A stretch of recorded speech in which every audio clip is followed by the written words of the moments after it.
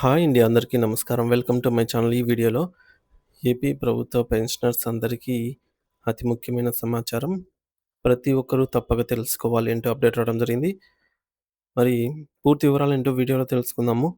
Video అయితే ఎక్కడే కానీ స్కిప్ చేయకుండా ఎండ్ వరకు చూసేయండి. అప్పుడు ఇన్ఫర్మేషన్ పూర్తిగా అర్థమవుతుంది. అలాగే వీడియో చూస్తున్న ప్రతి ఒక్కరు లైక్ చేయండి ఫ్రెండ్స్. ఈ వీడియోని తోటి పెన్షనర్ మిత్రులతో అయితే షేర్ చేయండి. ఉద్యోగ పెన్షనర్లతో. అలాగే కొత్తగా మన ఛానల్ చూస్తున్న వారైతే సబ్స్క్రైబ్ చేసుకోండి. సబ్స్క్రైబ్ చేసుకోవడం వల్ల నేను చేసే ప్రతి ఒక్క వీడియో మీ వరకు రీచ్ అవుతుంది. ఇక ఆలస్యం చేయకుండా వివరాల్లోకైతే వెళ్ళిపోదాము. ఫ్రెండ్స్, ఇక విషయానికొచ్చినట్టయితే పెన్షన్ మరియు సంక్షేమ శాఖ కీలక నిర్ణయాలు, ఫ్యామిలీ పెన్షన్ చెల్లింపుల్లో మార్పులు. పెన్షన్ మరియు పెన్షనర్ల సంక్షేమ శాఖ ఫ్యామిలీ పెన్షన్ చెల్లింపు విషయంలో కొన్ని ముఖ్యమైనటువంటి నిర్ణయాలు తీసుకుంది. ఈ నేపథ్యంలో పెన్షనర్ మరణించిన తర్వాత కుటుంబ సభ్యులకు ఫ్యామిలీ పెన్షన్ పొందడానికి అవసరమైన ధృవపత్రాలు, కొత్తగా వచ్చిన మార్పుల గురించి తెలుసుకోవడం చాలా అవసరము. ఫ్యామిలీ పెన్షన్ కోసం అవసరమైన ధృవపత్రాలు అంటే డాక్యుమెంట్స్. దురదృష్టవశాత్తు పెన్షనర్ మరణిస్తే వారి కుటుంబ సభ్యులకు ఫ్యామిలీ పెన్షన్ పొందడానికి కొన్ని ప్రత్యేకమైన ధృవపత్రాలు అవసరమవుతాయి. వాటిని ముందుగానే సిద్ధం చేసుకోవడం వల్ల చివరి నిమిషంలో ఇబ్బందులు తప్పుతాయి.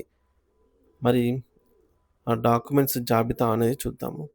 మొదటిది మరణ ధృవీకరణ పత్రం, డెత్ సర్టిఫికేట్. పెన్షనర్ మరణించిన వెంటనే గ్రామ పంచాయతీ లేదా మున్సిపాలిటీ నుంచి ఒరిజినల్ డెత్ సర్టిఫికేట్ పత్రాలు పొందాలి.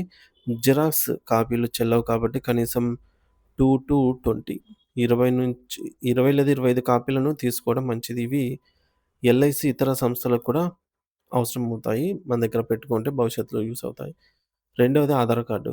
ఎవరి పేరు మీద ఫ్యామిలీ పెన్షన్ మార్చాలో వారి ఆధార్ కార్డు జిరాక్స్ కాపీపై సెల్ఫ్ అటెస్టేషన్ చేయాలి వారు అన్నమాట. అలాగే అంటే జిరాక్స్ కాపీ కింద స్వయంగా సంతకం చేయాలి ఎవరైతే ఫ్యామిలీ పెన్షనర్ ఉంటారో వారు. మూడోది పాన్ కార్డు. ఫ్యామిలీ పెన్షన్ ఎవరి పేరు మీద అయితే వస్తుందో వారి పాన్ కార్డ్ జిరాక్స్ కాపీ కూడా సెల్ఫ్ అటెస్టేషన్ చేసి ఉండాలి ఆధార్ లాగే.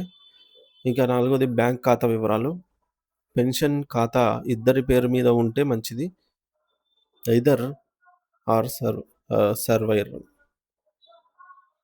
ఈ పద్ధతిలో ఖాతా తెరవడం వల్ల ఎవరైనా డబ్బులు డ్రా చేసుకోవచ్చు ఇద్దరిలో.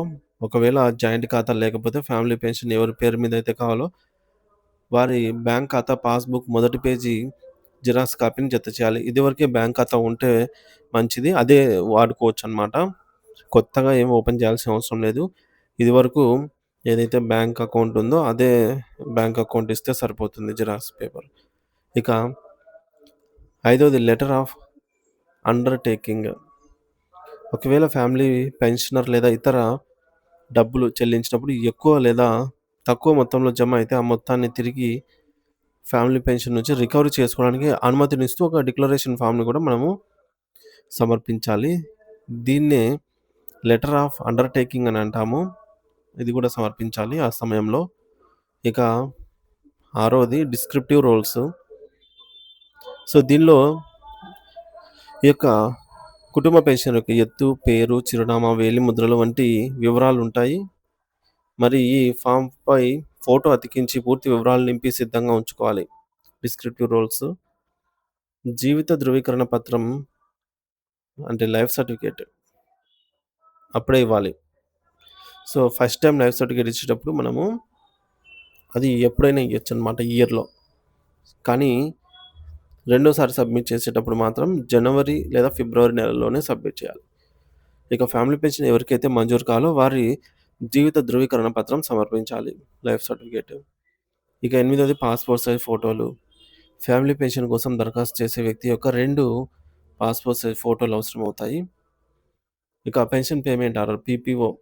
పెన్షనర్ యొక్క పెన్షన్ పేమెంట్ ఆర్డర్ జిరాక్స్ కాపీని అటెస్టెడ్ చేసి జత చేయాలి. ఫ్యామిలీ పెన్షన్ కోసం దరఖాస్తు చేసుకునేటప్పుడు ఈ పత్రాలని సిద్ధంగా ఉంచుకుంటే మనకు ప్రాసెస్ అనేది సులభంగా అవుతుంది. ఇక కొత్త రూల్స్ ఏమంటున్నాయంటే పెన్షన్ మరియు పెన్షనర్ల సంక్షేమ శాఖ కొన్ని కొత్త రూల్స్ తీసుకొచ్చింది. గతంలో ఉద్యోగి ఐదర్ పెన్షనర్ ఉద్యోగి లేక పెన్షనర్ మరణిస్తే వారి భార్య లేదా భర్తకు అంటే వారి స్పౌస్‌కు పెన్షనొచ్చేది. వారి తర్వాత 25 సంవత్సరాల లోపు ఉన్న అవివాహిత పిల్లలకు లేదా విడాకులు తీసుకున్న కుమార్తెలకు ఫ్యామిలీ పెన్షనొచ్చేది. అయితే ఇప్పుడు కొన్ని మార్పులు చేశారు. ముఖ్యమైన మార్పులేంటంటే విడాకుల కేసు పెండింగ్‌లో ఉన్నట్లయితే ఒకవేళ కుమార్తెకు.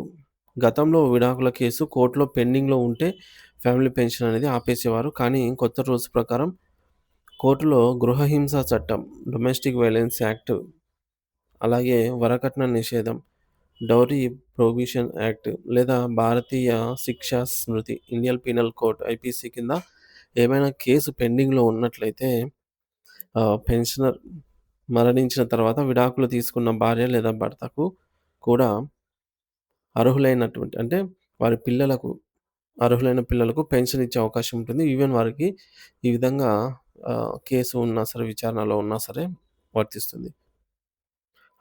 అప్పుడు మాత్రం విడాకుల కేసు పెండింగ్‌లో ఉన్న స్పౌస్ పెన్షన్ అయితే వస్తుంది. సో, ఈ విధంగా ఒకవేళ మైనర్ పిల్లలుంటే వారి సంరక్షకుడుగా అంటే గార్డియన్‌గా ఎవరైతే ఉంటారో వారికి ఫ్యామిలీ పెన్షన్ అనేది వస్తుంది. ఒకవేళ అందరికీ వివాహం అయిపోతే అప్పుడు భర్తకు పెన్షన్ అనేది వస్తుంది.